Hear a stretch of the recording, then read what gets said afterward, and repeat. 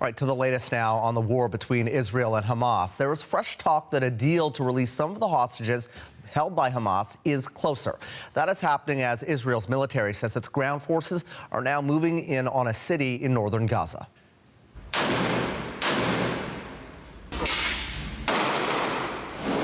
This is video from the Israeli military posted on social media. It purportedly shows troops and armored vehicles in the area of Jabalia in northern Gaza. Israel's military says its forces have the city surrounded.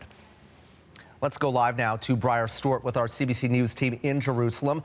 Briar, let's start with the latest on the possible hostage deal here. A lot of people right now looking very closely at this, families, wanting to see their loved ones again and waiting with bated breath to hear what the latest is. So bring us up to date on that front, first off. Yes, that's right. The leader of Hamas today said that a truce between Israel and the militant group was very close. Then another official from Hamas had reportedly said that the negotiations that are still underway right now are dealing with some of the specifics around how long a pause in fighting would last, how many hostages would be released.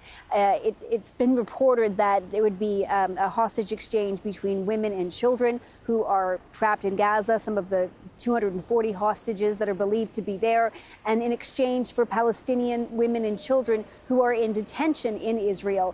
And I wanted to just give you a sense of where I am here. I'm in Jerusalem, outside of a school where school students have printed out photos of all of the children who have been taken hostage. They've set up a chair for each one of them here on the sidewalk with the photos. This is a very emotional issue, not just for the family, but for the entire country of Israel. And last night, some of the family members of the hostages had a chance to meet with the Prime Minister, Benjamin Netanyahu, along with his war cabinet. And afterwards, they came out. They were holding signs with their loved ones' photos on it. And a lot of them expressed disappointment and anger, really, at the government, because they believe that the government's priority is eliminating Hamas, a large goal that will take, quite a long time. And the families are really concerned that as they pursue their military aims and they continue launching hundreds of strikes at Gaza, that they're putting the hostages at risk. Here's Udi Goren, whose cousin is one of the hostages.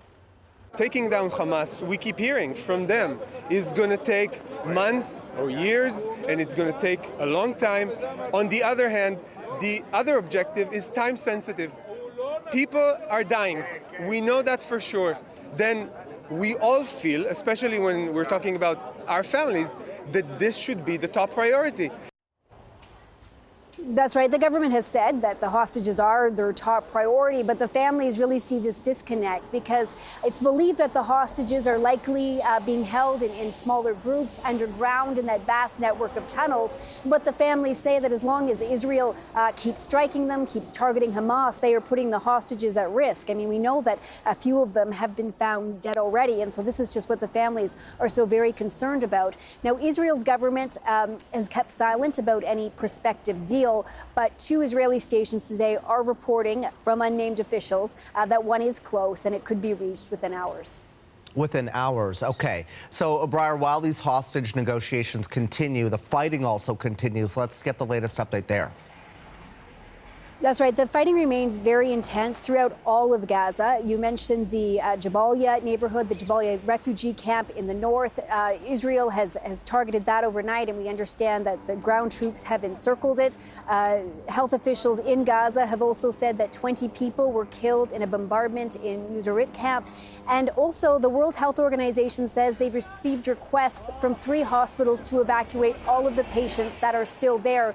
One of them is the Indonesian hospital, where on Monday, the World Health Organization say 12 people were killed in fighting. And of course, on top of the immediate need, the fighting, trying to get people out of the hospitals, the other thing that aid workers and families are dealing with is this humanitarian crisis that is only getting worse as more people become displaced and the aid just continues to trickle in. Our thanks to you, Briar Stewart, in Jerusalem for us this morning.